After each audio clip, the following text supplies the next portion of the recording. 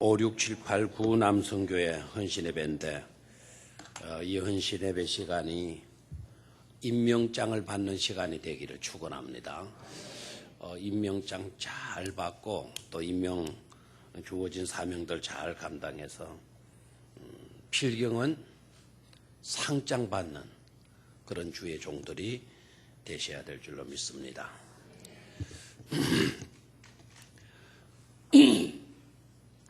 오늘 선교의 주제는 베트남 캄보디아 선교지를 위한 헌신이 되겠어요.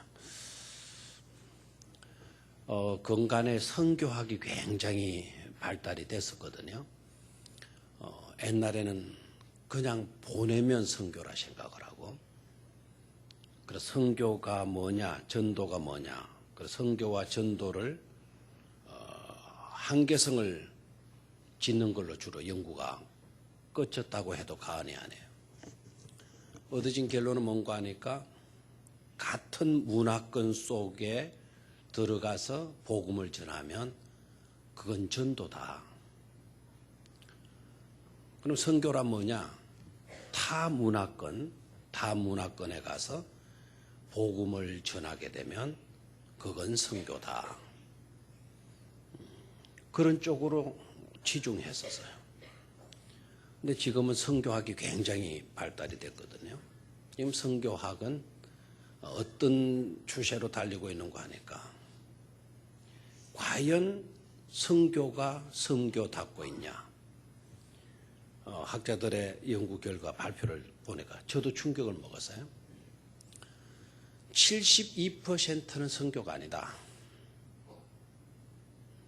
그게 약 한 10년 전에 나온 이야기예요. 근데 건간에 왈처라고 하는 유명한 미국 신학, 선교학 신학자가 되는 그분이 그건 아니다. 72% 정도가 아니라 90% 정도가 선교 아닌 선교를 하고 있다. 열심히 선교하고 있지만 그러나 알고 보면 선교가 아니다라는 거죠. 충격적인 이야기 아닙니까?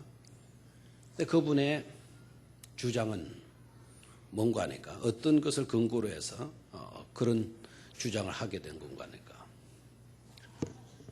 대다수는 선교가 필요 없는 지역에 들어가서 선교라고 라는 이름을 걸고 선교하고 있는 것이 거의 대다수다. 90%다.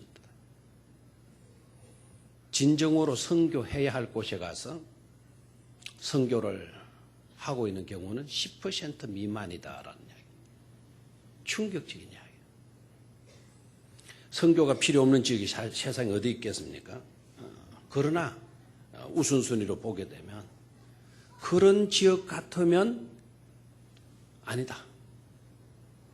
그보다 더 다급하고 더 필요한 그런 지역들이 있는데 그런 지역들을 외면한 채 이쪽으로 쏠리고 있는 것은 잘못이지 않느냐. 동의가 안 되더라고요. 그래서 계속해서 그분 이야기를 읽어 내려가서 보니까 예를 들면 이미 그 지역은 복음화가 어느 정도 이루어져 있어요. 그런데 아직도 예수가 누구인지, 하나님의 말씀이 뭔지, 구원이라는 게 뭔지 전혀 알지 못하는 그런 지역들이 있다. 아시다시피 그런 지역에 들어가서 복음을 전한다라는 것은 굉장히 힘들지 않아요? 지금 음성이 좀 이상 안 합니까? 아까 기도하신 그 분 마이크를 좀 꺼보시고요. 좀 하우링이 많이 생기는데.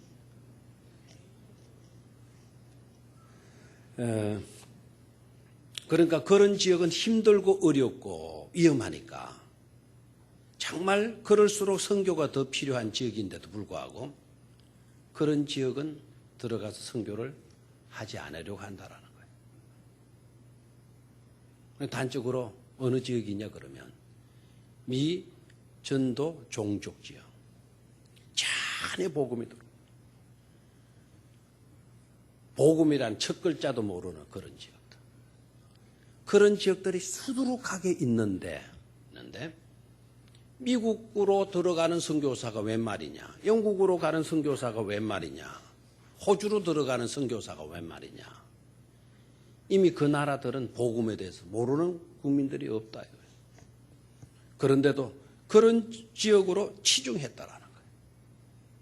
정작 복음이 절실하게 필요한 그 지역들을 소외시키고 있는 현실이 안타깝다라는 이야기예요. 그 부분에 가서 보니까 수긍이 되더라고요. 수긍이. 미국인들 다 복음화가 되지 않았으면 선교, 전도, 선교할 지역임에 틀림이 없어요. 영국인들 다 복음화가 됐겠나요? 그렇지 않잖아요. 얼마든지 가서 복음을 전해야 될 그와 같은 장소도 있을 거예요. 그런데 문제는 그런 지역이라면 굳이 선교사를 파송할 필요가 없다. 그 나라 안에 있는 신앙인들이 얼마나 있느냐. 미국에도 영국에도 그 나라 안에 신앙인들이 많이 있다 이거예요. 그 사람들이 선교라고 하는 이름을 걸 필요도 없이 그 사람들이 들어가서 전도하고 복음을 전하고 한 사람이라도 주님께로 이끌어 내는 그런 수고를 하면 되는 거지. 그런 지역에 굳이 선교라고 하는 이름을 걸고 선교사를 파송해야 되는 것인가? 미리 생각하면 맞는 이야기 아니겠어요? 지금도 복음을 전혀 듣지 못한 미종족 전도 지역들이 수없이 있어요. 수없이. 미전도 종족이라는 말은 들어봤습니까?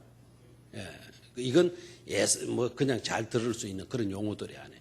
근데 선교에 조금 관심이 있고 선교에 조금 불붙어 있는 열정이 있는 그런 교회들은 이 용어들이 굉장히 익숙하단 말이에요. 우리 교회가 그런 점에 대해서는 익숙하지 못하죠. 그런 여러분 아셔야 돼요. 울산 지역 안에서 최초로 단독 선교사를 파송했던 교회가 우리 교회입니다. 안 놀라네요. 앞서 갔던 교회 우리 교회가 단독 선교사로 그것도 내실 있는 선교사를 파송해서 풀 생활비를 다 지원해 주는 그런 선교를 한 교회가 우리 교회예요. 그런데 자만했는지 아니면 태만했는지 그렇게 앞서갔던 우리들이 주춤하고 있었어요. 주춤하고. 선교를 제대로 크게는 먼저 나가지를 못했어요. 우리 교회에 와서 선교를 어떻게 하는 건지 선교의 내규가 어떠한 건지 그거를 가지고 갔던 교회들이 지금 우리 이웃 교회들 중에 그저께인가 그 지난 주인가 오늘 주일인가는 모르겠는데 그 교회가 8호 선교사님을 파송했어요. 지난 주간인지 오늘인지 정확하게 기억이 없네요. 우리의 선교 전략을 다 가지고 간 교회예요. 한 교회에는 지금 18명의 선교사를 파송을 했단 말이에요. 파송을. 우리는 단독 선교사 1분, 협력 선교사 3분 우리가 지원하는 것으로 멈추고 있어요. 우리가 이렇게 앉아 있어서는 안 되겠다. 그야말로 선교가 필요한 지역에 진짜 선교를 감당하는 그런 교회로 우리가 발돋움할 때가 되지 않았느냐. 그런 차원에서 이번에 캄보디아, 베트남 지역을 노리게 되는 겁니다. 이미 캄보디아 안에도 이미 베트남 안에도 많은 선교사님들이 파송되어져 있어요. 제가 이번에 그 베트남 캄보디아 간다 그러니까 제가 관계했던 그 기아 대책에서 벌써 그 소식을 어떻게 들었는지 저희 지역을 방문해달라. 기아 대책 선교사가 요청을 해왔어요. 그리고 거리상이 어떻게 되느냐. 그리고 우리 일정 코스를 이야기해달라 그래서 코스를 불러줬어요. 그 지역을 방문할 수 있을 건지 아니면 그 선교사가 우리 있는 쪽으로 오는지 우리는 그 지역을 잘 모르니까 알 수는 없어요. 일단은 우리가 정말 복음이 절실하게 필요로 하는 그런 지역을 선정해서 선교다운 선교를 감당할 수 있는 그런 교회가 되어야 될 줄로 믿습니다. 가장 안타까운 거는요, 이스라엘이 왜 패망이 됐느냐. 물론 여러분이 아시죠. 성서대학에서 많이 강조했기 때문에요.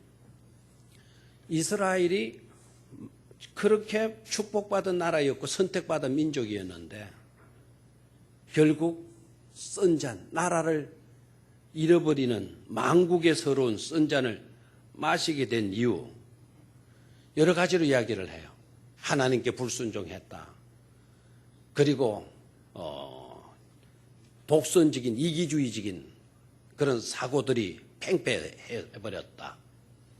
그리고 세속적인 크리스찬 그 유대인들이 되어졌다. 뭐 이런 이야기들 많이 해요.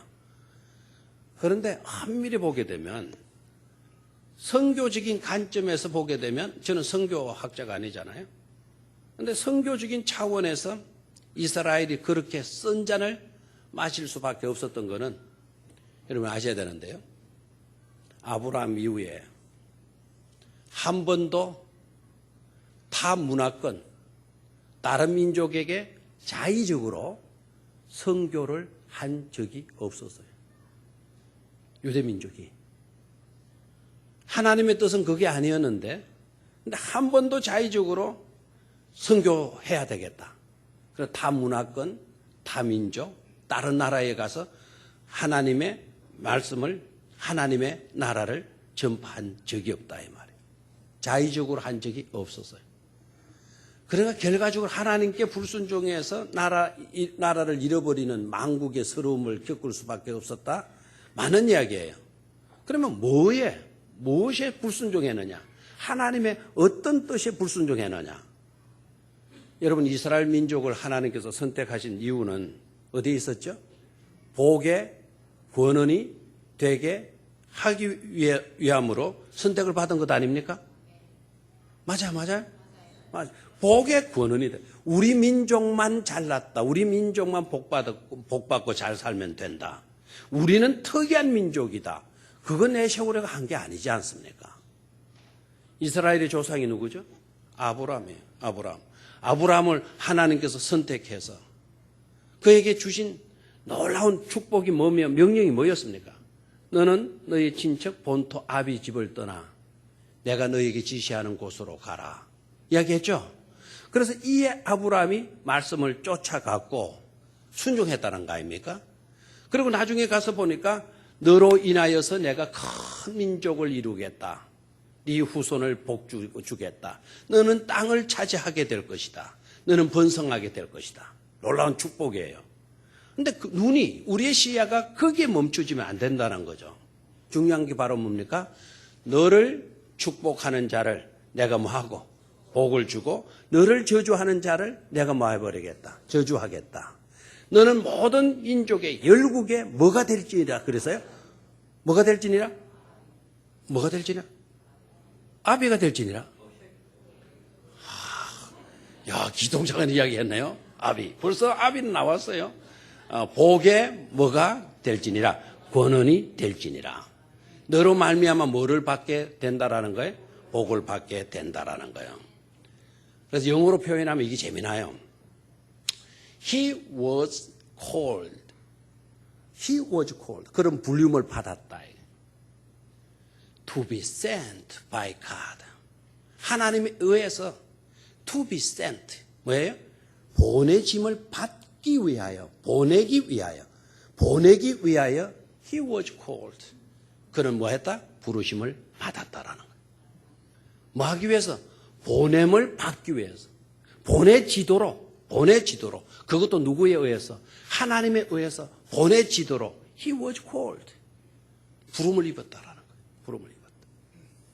결국 보냄을 받도록 부르심을 받았다라는 것은 선교적인 사명 아니겠어요? 선교하라고 하나님께서는 많고 많은 민족들 가운데 누구를 선택했다? 이스라엘 민족을 선택했고 이스라엘 민족에 누구를 선택한 거죠? 아브라함을 선택했다. 아브라함을 부르셨다라는 거예요. 그러니까 결국 선교를 위한 하나님의 소명이었다. 부르심이었다라는 거예요. 그런데 그 민족이 보냄을 받는 것을 싫어했어. 거부했어. 오로지 우리 민족을 지켜야 된다. 오로지 우리의 전통만을 지켜야 된다. 오로지 이 땅만을 지켜야 된다. 왜? 하나님이 주신 땅이고 우리는 하나님께로부터 선택받은 민족이기 때문에 그렇다라는 거예요. 한 가지를 놓쳐서 중요한 한 가지를 놓쳤죠. 우리는 모해지도록 부름을 받은 자들이다. 보내지도록 부름을 받은 자들이다. 이 중요한 사실을 놓쳐버렸다라는 거예요. 근데 이와 같은 전철을 현대 우리들은 어떠냐? 우리나라에 들어와서 우리들의 형편에서 한번 보자고. 우리 신앙인들의 형편에서. 우리도 한번 보자 이거예요. 선교사들에 의해서 우리나라가 오늘 이 정도 복음의 나라가 되었어요. 우리 교회가 선교사들에 의해서 설립이 되고 창립이 되고 이 교회가 탄생되었어요. 누구에 의해서? 선교사에 의해서. 그 선교사들이 있었기 때문에 오늘 이 경남 지역에서 울산 병영교회는 최초의 교회로 세움을 받게 된 것 아닙니까? 세워진 교회가 된 것 아닙니까? 그런데 오늘 우리들의 현실을 한번 솔직히 보자고요. 전도지 여러분, 전도지 우리 교회도 많은 전도지를 찍어가지고 그 전도지를 사용하고 하잖아요. 우리 교회뿐만 아니라 우리나라에 있는 모든 교회들이 전도지 사용하지 않는 교회가 아무도 없을 겁니다. 그 전도지의 내용을 여러분 유심히 보셨나요? 우리는 죄인이다. 하나님을 사랑하고 하나님을 믿을 때 그 죄 용서를 받을 수 있다. 예수 그리스도의 십자가를 우리가 믿음으로 죄 용서 받고 우리는 구원받아서 어디 백성이 된다? 하나님 나라 백성이 된다. 그래서 천국 갈 수 있다. 오늘 죽어도 우리는 내일 아침 어디에서 눈을 뜰 수가 있다? 하나님의 나라에서 눈을 뜰 수가 있다. 아, 그렇게 믿습니까? 예, 내가 그렇게 믿고, 그러세요? 그러면 결심 기도로 저를 따라하세요. 하나님 아버지, 오늘 이 전도를 듣고 예수님을 나의 구주로 모셔드립니다. 예수님을 믿으면 하나님의 아들로 인침을 받는다 하셨으니 저를 인쳐 주신 줄로 믿습니다. 제 모든 죄를 용서해 주신 줄로 믿습니다. 나는 구원받고 이제 죽어도 천국에서 눈을 뜰 줄로 믿습니다. 예수님의 이름으로 기도합니다. 아멘 딱 해요.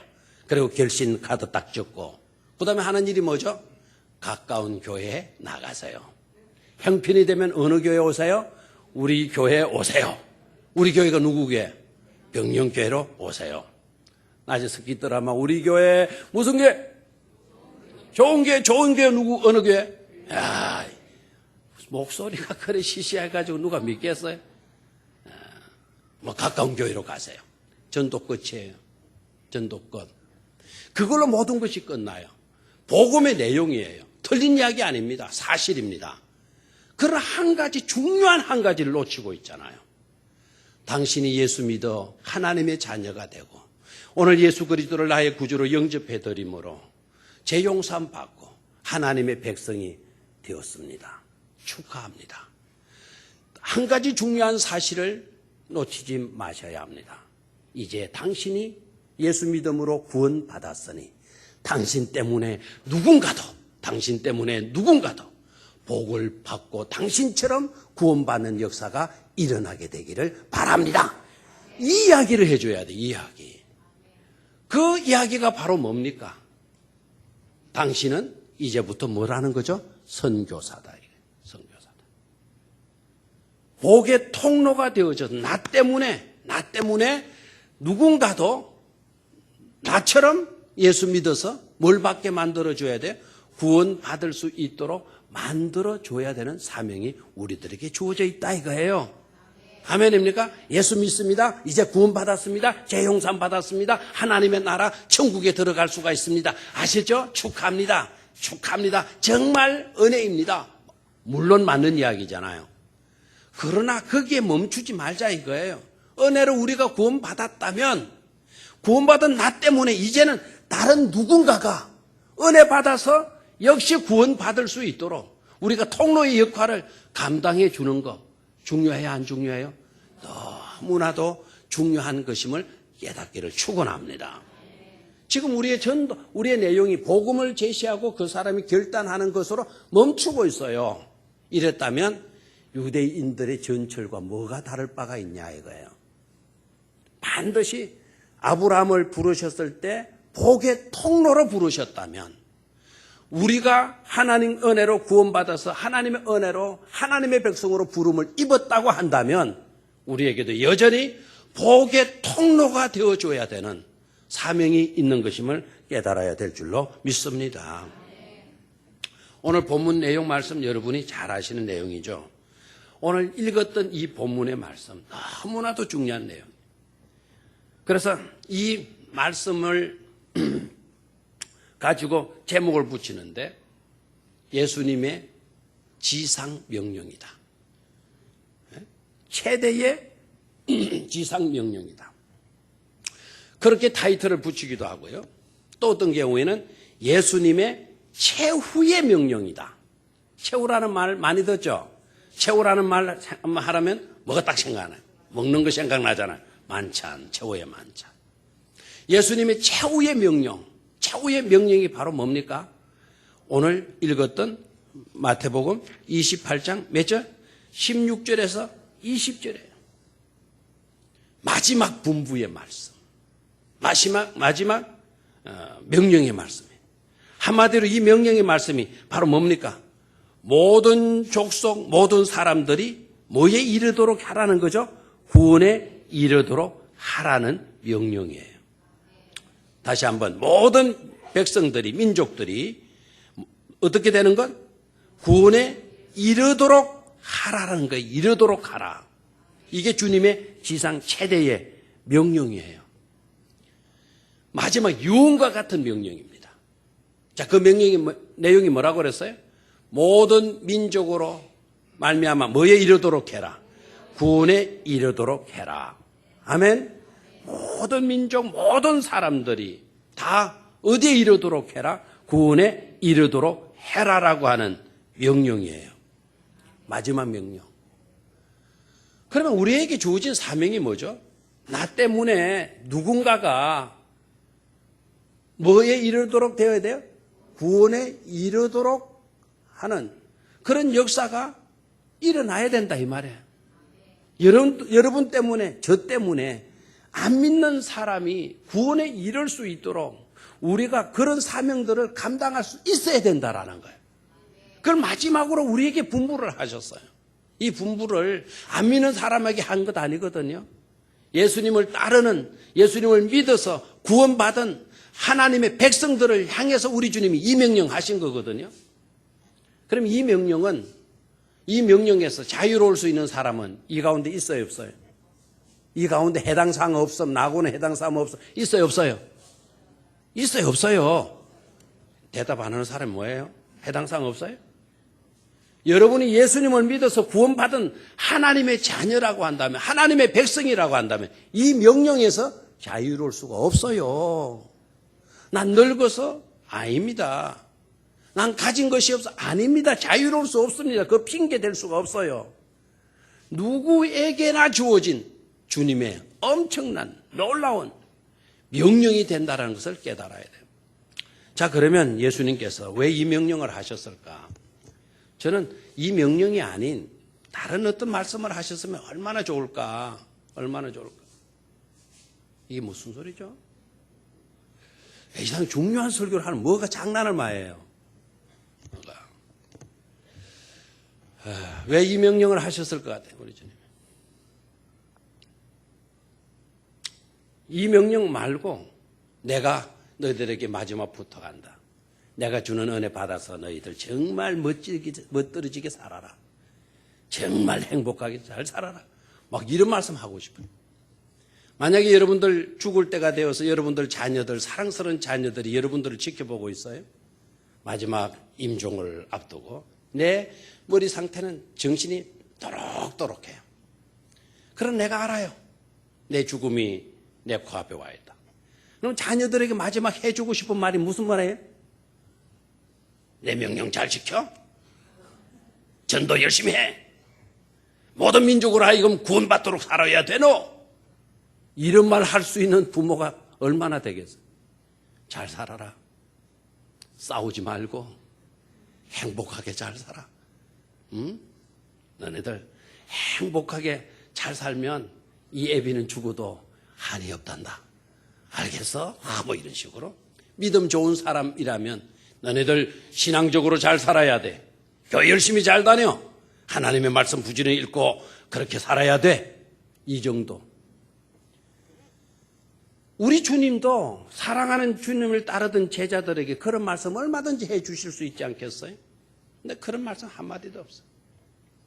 모든 민족으로 하여금 구원에 이르도록 너네들은 그렇게 역할 감당하며 사명 감당하며 살도록 하라라고 하는 대지상 명령을 우리에게 해 주시고 계시는 거예요.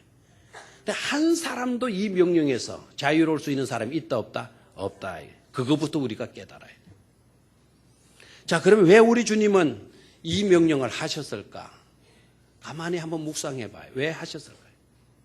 첫째는요, 주님의 십자가의 죽음을 헛되이 만들어서는 안 되기 때문인 줄로 믿습니다. 결국 모든 민족으로 하여금 구원에 이르도록 하는 그런 사명을 감당하라고 한 이 명령은 나의 구속적 죽음이 십자가의 피 흘림의 그 죽음이 헛되게 방치해서는 안 된다. 그러니 내 죽음이 헛되지 않도록 너희들은 나가서 선교적 사명, 모든 사람으로 하여금 구원에 이르르는 그런 삶을 살 수 있어야 된다는 명령인 줄로 믿습니다. 두 번째로는요, 주부터는 우리 주님께서 이 말씀을 하신 시간대가 언제 있냐라는 거예요. 여러분, 이 명령은 언제 하셨어요? 예수님 십자가에 달리시기 전에 하셨어요? 달리시고 난 뒤에 3일 만에 부활하시고 난 이후에 하신 말씀이에요. 어느 것입니까? 부활하신 후에 이 명령 하셨어요. 여기에서 여러분 깊이 있게 생각해 봐요. 예수님이 무덤에 장사 지낸 바 되으셨죠. 무덤에서 몇 밤 지냈어요? 세 밤? 두 밤. 일수로는 몇 일? 3일. 이틀 밤 지내셨어요. 무덤 속에. 하나님이 무덤 속에 묻혀셔서 이틀 밤을 지내셨어요. 근데 그 이틀 동안 육신은 아리마대 사람 요셉의 무덤 속에 시신이 놓여 있었던 것이죠. 근데 그때 영혼은 어느 상태에 있었을까요? 어느 상태에? 이미 영혼은 아버지여 내 영혼을 아버지 손에 부탁하나이다. 예수님이 기도하셨기 때문에 그 순간 예수님의 영혼은 하나님의 나라로 들어가셨으려 생각을 해요. 그런데 여러분 난해구절이 하나 있어요. 난해구절이. 어디 나오면 베드로서에 읽어보면 난해구절이 나와요. 그 난해구절의 내용이 뭐냐면 예수께서 지옥에 내려가셨다. 엄부에 내려가셨다. 그러니까 영혼은 하나님이 다 책임을 져주시는 거예요. 장사 지낸 바 되어졌을 때 예수님은 저 지옥 밑바닥까지 다 바라보셨다는 거예요. 그리고 부활하셨어요. 그리고 제자들에게 마지막 당부의 말씀을 하는 거예요. 지옥을 직접 몸으로 체험했어요. 들여다봤어요. 그러니까 이 백성들이 하나님의 형상대로 지음받은 이 민족들이 정말 자기가 직접 목도한 그 지옥에 떨어져서는 안 될 것이라는 것을 절실하게 몸으로 체험했기 때문에 마지막 제자들에게 마지막 분부의 말씀으로 모든 민족이 나를 믿음으로 구원에 이르를 수 있도록 해라. 그 지옥에 떨어지지 않도록 천국에 들어갈 수 있도록 너네들이 그 사명 감당할 수 있어야 된다. 명령하신 거란 말이에요. 세 번째로 왜 우리 주님께서 지상 명령과 같이 이 말씀을 명령하셨는가? 세 번째, 우리 인생들이요. 성경에도 그런 표현들이 있지만 뭡니까? 안개 같은 인생들이죠. 믿을 게 있어요, 없어요? 우리 인생들 중에. 우리가 가진 것 중에 믿을 것 있어요, 없어요? 없어요. 진짜 믿을 분은 누구밖에 없습니까? 하나님밖에 없어요. 확실히 맞아요, 안 맞아요? 요사이 저도 그러고요. 제 주변에 가까이 접하시는 분들의 이야기도 그래요. 한결같이 하는 이야기가 진짜 예전 같지 않네. 뭐 같지 않네?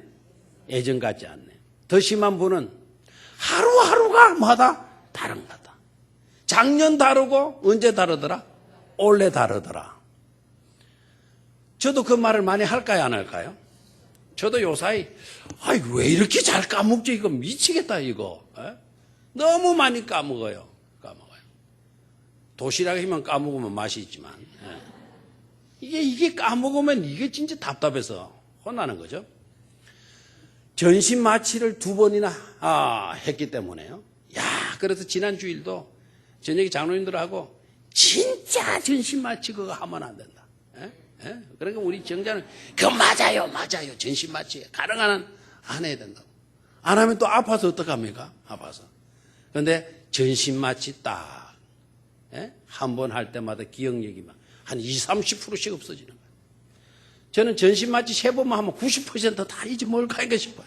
그리고 혹시 그럴 때가 되기 전에 여러분 잘 사기 나오세요. 그리고 나중에 모르겠습니다만 혹시 여러분들 보고 누구시더라? 이하면 여러분 절대로 낙심하거나 상심하거나 그렇게 하지 마세요.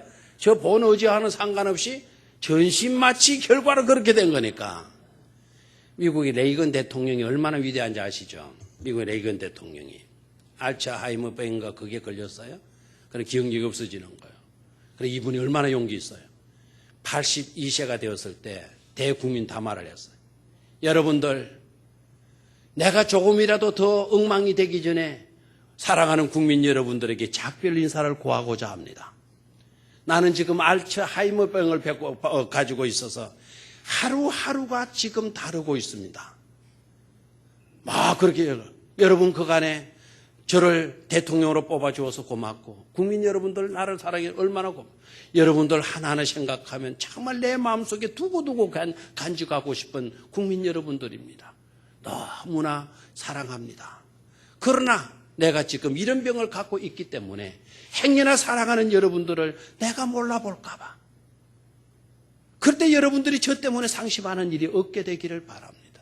내가 너무나 초라한 모습으로 여러분 앞에 발견되어진다 하더라도 여러분 나의 이 모습 보고 여러분 실망하거나 상처받지 마시기를 바랍니다. 단지 알츠하이머병이라고 하는 이것이 나를 이렇게 만든 것이니까 말입니다. 대여사를 했어요. 대개 그런 질병이 걸리면 숨기고 싶어하는 그런 욕구들이 있다고 하더라도요. 그런데 레이건은 그렇죠. 솔직하게 자기의 형편을 이야기했어요.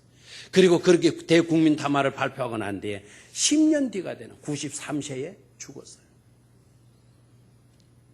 얼마나 멋져요. 우리 인생이 그러하단 말이에요.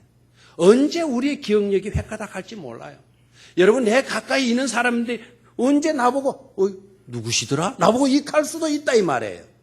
그렇다면 여러분 그러기 전에 그런 일이 언제 닥칠지 모르기 때문에 모든 민족으로 하여금 구원에 이르도록 해라.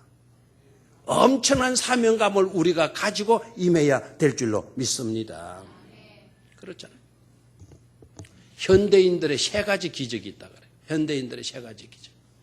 첫 번째는 뭔가 하니까 예수님을 믿는다고 하면서 성경을 읽지 않는 경우. 첫 번째 기적. 현대인들의 2번째 기적이 뭐냐? 성령을 받았다고 이야기하면서 전도하지 않고 있는 이거. 이게 2번째 뭐라고요? 기적이라는 거예요. 3번째 기적은 뭐냐? 예수님을 사랑한다고 자신 있게 말하면서도 실제적으로는 예수님을 위해서 헌신은 하지 않는데요. 이 3번째 기적. 4번째 기적은 예수님의 부활을 믿으면서 내가 부활할 것은 의심하는 그와 같은 현상들. 이게 4번째 기적이라는 거예요. 여러분 예수 그리스도가 부활하신 줄을 믿습니까? 우리 또한 부활할 줄도 믿습니까? 믿는다 대답했어요. 그러나 실제적인 삶에서 여러분 봐요. 부활을 믿고 있나요?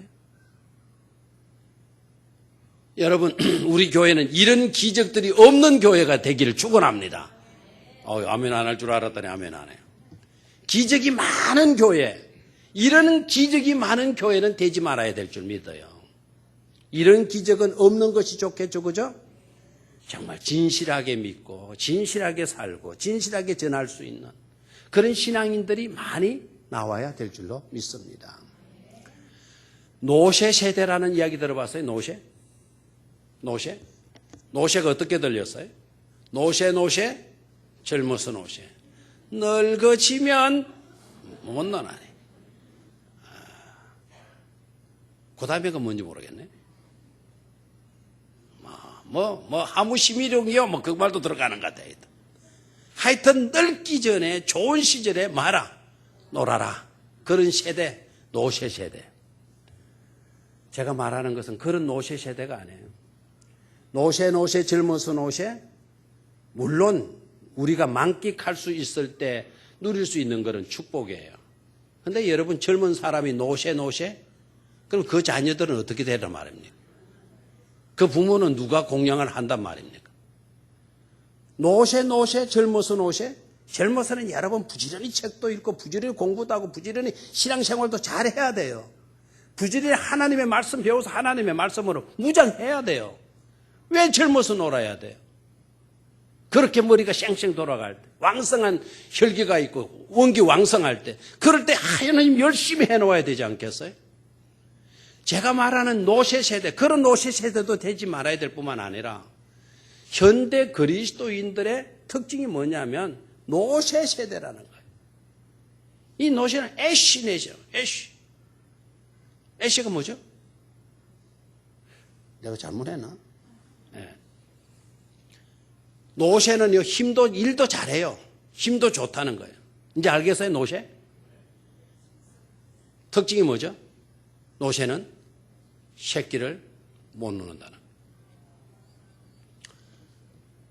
오늘 현대인들의 특징이에요.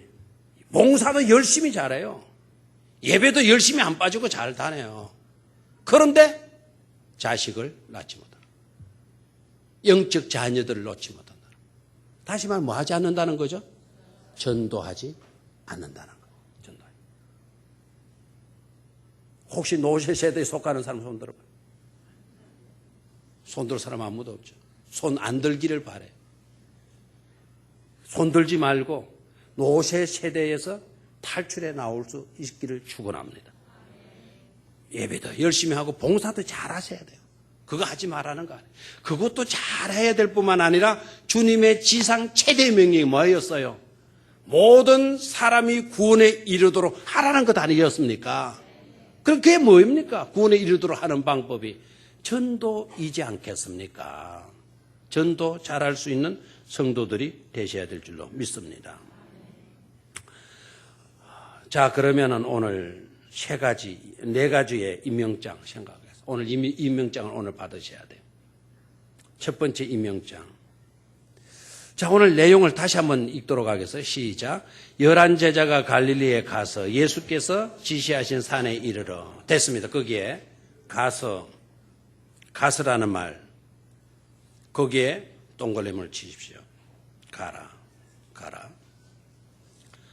이 가라라고 하는 이 말은 선교사의 직임을 주신 거예요. 가라. 땅끝까지 가라.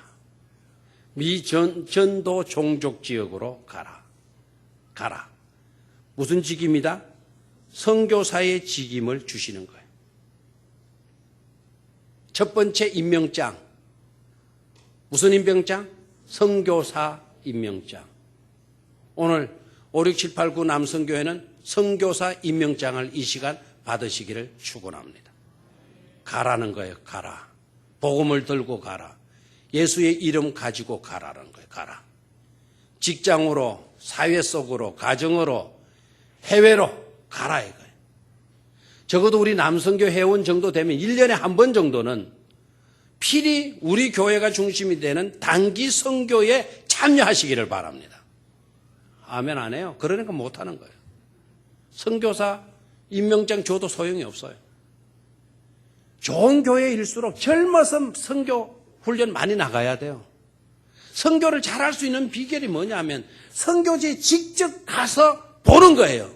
선교에 직접 가서 보면 사명이 와요. 감동이 와요.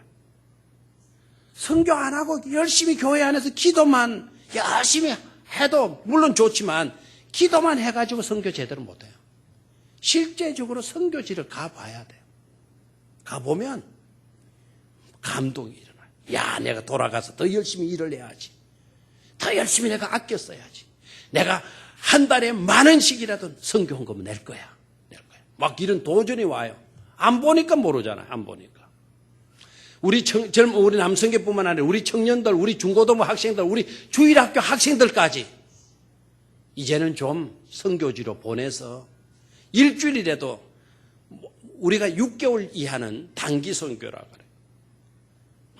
열흘이라도 꼭 선교지에 보내서 그들로 하여금 선교의 도전을 받도록 만들어주는 것, 이것도 필요한 줄로 믿습니다. 두 번째, 모든 족속으로 제자를 삼아 나와 있죠? 가서라는 말씀에 이어서 모든 민족으로 제자를 삼아. 그 내용 밑줄을 그으시고요. 두 번째 임명장은 뭔가 하니까 교사 임명장이에요. 무슨 임명장? 교사 임명장. 뭐를 삼아라? 교사가 되어서 제자 삼아라. 두 번째 임명장이 뭐라고요? 교사 임명장. 세 번째 임명장. 계속 있습니다. 제자로 삼아 아버지와 아들과 성령의 이름으로 뭐를 베풀고? 세례를 베풀고. 밑줄을 긋고요. 이 임명장은 제사장 임명장이에요. 무슨 임명장? 제사장 임명장. 오늘날로 말하면 목회자, 목사 임명장이에요. 제자를 세례를 베풀고. 됐습니까? 자, 계속해서 봅니다. 내가 너희에게 분부한 모든 것을 가르쳐 마라. 지키게 하라. 가르쳐 지키게 하라. 이 말은 가르친 대로 살도록 코치해주고 트레이너가 되어주고 감독이 되어주라는 거예요. 그래서 이 부분은 감독 임명장, 트레이너 임명장, 코치 임명장이에요. 아멘이 되면 아멘을 하세요. 목사님, 나 이런 임명장 진짜 하나도 안 받고 싶어요. 이런 반응 같아요. 우리 주님께서 지금 명령하신 거 아닙니까, 지금? 우리 주님께서 내가 너네들 임명하고 싶다라는 거 아닙니까? 첫 번째는 뭐라고요? 무슨? 선교사 임명장. 가서. 두 번째는 무슨 임명장? 교사. 뭐라 그랬어요? 제자를 삼아. 교사 임명장. 세 번째는 무슨 임명장? 뭐라고요? 제사장 임명장. 세례를 주고. 제사장 임명장.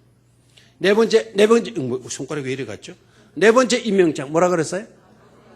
감독, 코치, 트레이너가 되는 임명장이에요. 아멘? 우리에게는 이 임명장을 소중히 여겨야 될 줄로 믿습니다. 오늘 남성교회 보면 우리 온 성도님들에게 해당되는 말씀이다. 우리 모두를 다 이 임명장 주어서 이 임명 맡기고 싶어 하시는 것이 누구의 뜻이에요? 하나님의 뜻이. 우리 주님의 간절한 소원이다라는 거예요. 적어도 우리는 4가지 임명을 받은 자들이에요. 자, 그럼 시간이 없으니까요. 그럼 상장은 뭐냐, 상장. 상장 3가지. 첫 번째 상장. 뭔가 하니까. 하늘과 땅의 모든 권세를 뭐라 그랬나요? 내게 주셨으니. 밑줄을 그으십시오.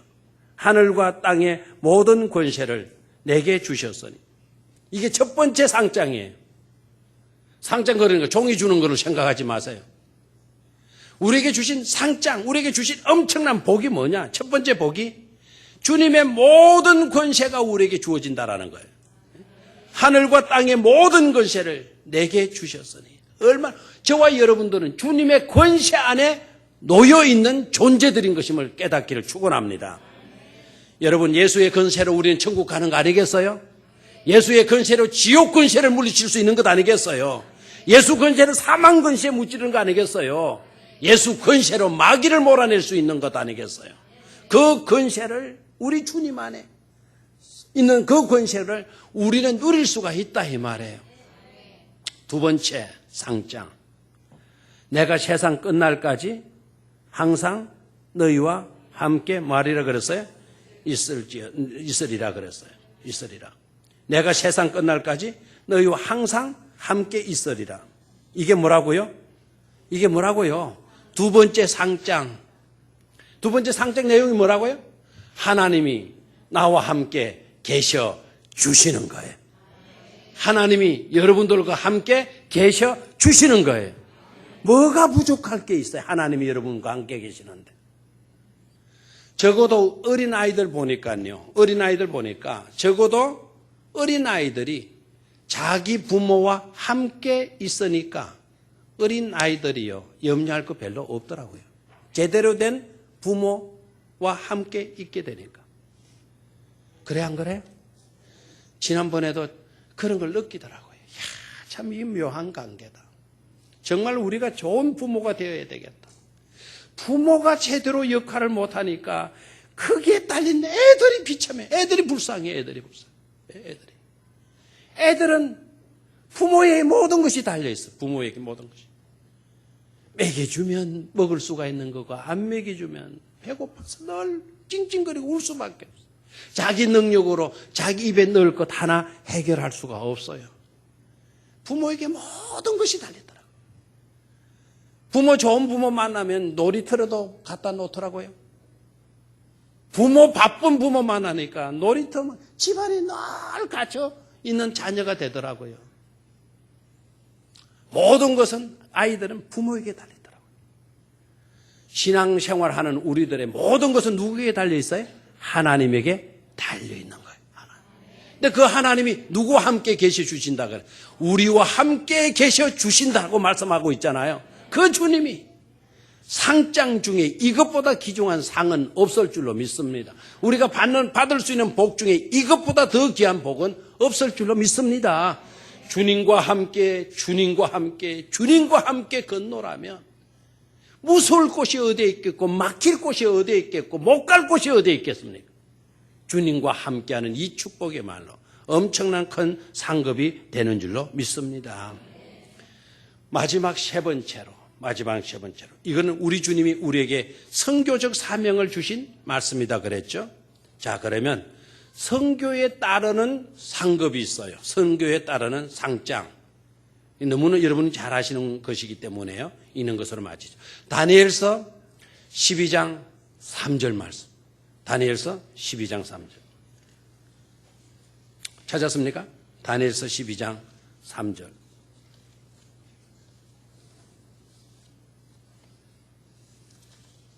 자, 찾으셨으면 누가 한번 큰 소리로 읽어주십시오. 다니엘서 12장 3절. 지혜 있는 자는 궁창의 빛과 같이 빛날 것이요 많은 사람을 옳은 대로 돌아오게 한 자는 별과 같이 영원토록 비치리라 그랬어요. 엄청난 상태. 자, 그 중에 여러분 많은 사람을 옳은 대로 돌아오게 한 자는 별과 같이 영원토록 말이라 비치리라. 여러분 여기 많은 사람은 이런 거 혹시 상심이 될는지 몰라요. 나는 많은 사람은 아니야. 여러분 한 영혼이라도 옳은 대로 돌아오게 한 자는 반드시 하나님은 별과 같이 비치게 되는 축복된 인생이 되게 만들어 주실 줄로 믿습니다. 한 영혼이라도 낮에 말씀드렸죠. 한 영혼이라도 그 가치는 천하 어떤 것과도 바꿀 수 없는 가치라는 거. 아멘. 한 영혼을 얻었다는 것은 천하 모든 것을 다 얻는 것이나 다를 바가 없다라는 거. 그 엄청난 일을 감당한 사람은 반드시 해와 같이 빛나게 되는 축복을 주시는 줄로 믿습니다. 얼마 전에 불과 몇 일 안 됐습니다. 제 후배 목사님 사모님이 수술을 하셔서 신방을 갔었는데 신방 갔던 이야기를 다른 목사님에게 했더니 다른 목사님이 저한테 그러더라고요. 자기 친구가 얼마 전에 죽었다라는 거예요. 아산병원에서 전립선암이라는 것을 판정받고 손 쓸 수가 없다. 그래서 퇴원에 나와가지고는 산속에 들어가서 산속에서 생활을 하는데 그 부인이 어떻게 할 수가 없더라. 막 밤이면 막 그냥 꿈을 꾸고 낮인데도 막 그냥 환상을 보고 소방관 불러라 소방관 막 예? 여보 왜 소방관을 지금 불이 나도 다 죽는다 소방관 불러라. 불은 어디서 났단 말이야? 불도 나지도 않았는데 불 났다. 경찰 불러라. 막 경찰. 왜 경찰 부르냐? 저놈이 와가지고 우리 거 다 훔쳐간다. 왜 가만히 놔둬? 경찰 불러서 저놈 잡아가도록 하라. 도둑놈이 누가 와요? 하나도 오질 않은 거야. 막 꿈을 꾸고 이게 뭐 그냥 엉뚱한 소리 듣고 환상 보고 막 실제 상황 같이 막 그렇게 말을 하더라. 그러니까 너무 그 사모님이 막 뭐 어떻게 할 수 없는 거 병원에 가도 안 받아주고 그래서 그 남편 친구가 되는 분이 내 후배 목사님인데 막 이 목사님한테 연락을 하더라고요. 그래 갔어요. 그래 가는데 이미 소문을 듣고 갈 때 혼자 가지 않고 목사 둘이 그 동기들 그 학교 동기들 매치하고 갔대요. 가서 보니까 이게 막 꼴이 말이 아닌 거죠. 그래서 목사가 있으니까 목사가 둘이가 있으니까 그 목사가 손을 잡고 막 기도를 했대요. 기도를 하고 그 다음에 복음을 이야기했대요. 예수를 믿어라. 그리고 우리의 영혼은 하나님의 나라로 간다. 우리 육신의 이것이 모든 것이 아니다. 내가 그걸 믿어야 된다. 그리고 복음을 제시하니까 이 친구 눈에 눈물이 고이더래. 그리고 목이 짱 많은 소리 입술이 아멘 하더래요. 아멘. 그것도 큰 소리도 못 아멘 하더래요. 그러고 난 뒤에 얼마 동안 있다가 이 친구들이 왔대요. 근데 사모님이 급히 전화.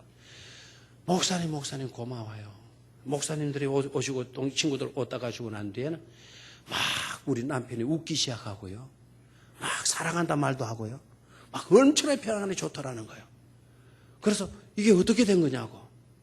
그랬더니 목사님들이 막 좋아가지고 다시 그 밤에 올라갔대. 올라가니까 그 기도하고 복음의 제시를 듣는 순간에 하나님이 놀랍게 그 영혼을 사랑하신 거예요. 하나님이 역사하신 거예요. 안개와 같은 모든 그림자가 사라지고 그를 괴롭히던 환상과 환청 이런 것들이 다 사라지고 천국이 보여지기 시작한 거예요. 하나님의 진주문이 보여지기 시작하더라고요. 그래서 모든 게 사랑스럽다라는 거예요. 사랑스럽다. 그런데 그 친구들 중에 중도 스님도 계시는데 스님도 같이 갔대요. 친구 동기들이니까 만나가지고 목사 둘이 스님 하나 그리고 안 믿는 친구 그래서 또 갔대요. 가니까 3일 만에 이 친구가 얼마나 좋아졌는지 3일 가니까 이 친구가 중스님한테 야 중 때려치워버리고 예수 믿어라 막 그랬더래. 그 중이 그냥 기가 차가지고 그래 네 뜻도 좋다. 그래 네 뜻도 좋다. 그래 옆에 있는 친구 후배 목사님이 중한테 툭툭 야 이 친구는 죽어야 될 친구잖아. 곧 죽잖아. 네가 좀 가는 친구한테 편안함을 좀 줘야 돼. 가서 너 오늘 네가 중스님 그대로 하더라도 친구한테는 그래 내 중 때려치울게. 그 말 한번 해줘야 안 되나? 그러니까 이제 친구 사이니까 저들끼리 그래 사는 모양이에요. 그래 이 중이 그럴싸했거든. 까짓 거 뭐 그거 한번 못 해주기는 싶었던 모양이에요. 그래서 친구한테 중 때려치우고 너 교회 믿어 예수 믿어야 돼. 그래 천국 가는 거야 천국. 그 전리스만 한 친구가 그렇게 말. 그래 네 말 듣고 내 중 때려치워버릴게. 딱 한 거예요. 그러니까 이 친구가 막 좋아가지고 막 할렐루야는 어디에서 배웠는지 할렐루야 하더래. 곡하고 죽어버렸대. 할렐루야 하고 뭐 그 자리에 죽어버렸대. 근데 그의 모습이 너무 평안하고 그래 장례 마치고 돌아왔는데 놀라운 거는 그 중이에요. 중. 아니 마지막에 이 친구 죽은 줄은 몰랐다는 거예요. 이 친구가 할렐루야 하다가 죽었으니까 결국 지 때문에 죽었다. 그러니까 이 친구가 선임 안 하고 신학하면 어떨까 카더랍니다. 신학하면 어떨까. 내 말 한마디가요. 여러분 죽어가던 생명도 지옥에 떨어지지 않고 천국으로 그의 인생의 모든 것을 터닝시킬 수 있잖아요. 그런 일들을 우리의 사명으로 여기실 수 있게 되기를 축원합니다. 임명장과 상장 우리 모두는 4종류의 임명장을 받았다. 그 임명장을 우리가 잘 가지고 감당하노라면 3가지 절대로 놓칠 수 없는 상장을 받아 누리게 된다. 축복된 우리 성도님들이 꼭 그렇게 될 수 있기를 주의 이름으로 축원합니다.